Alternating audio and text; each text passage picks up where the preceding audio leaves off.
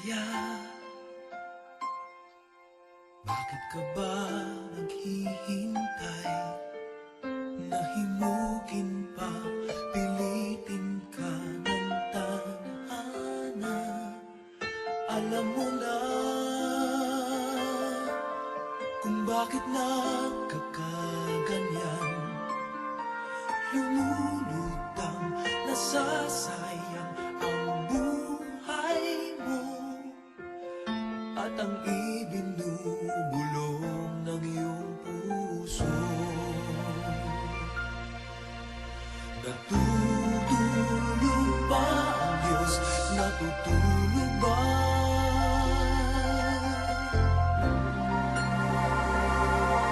At ikaw ay kaagad sumusuko.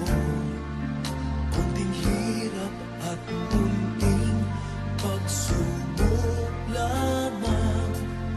Bakit ganyan? Nasaan ang iyong tapang? Naduduwag, nawawalan ng pag-asa, at iniisip na nagtutulog pa. Natutulog ba ang Diyos? Natutulog ba?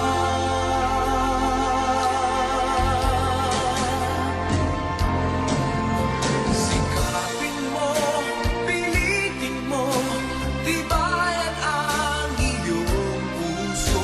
Tanging ikaw ang huhubog sa iyong bukas.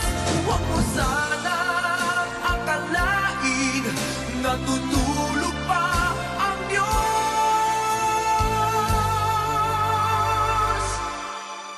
Ang buhay mo ay mayroong halaga sa Kanya.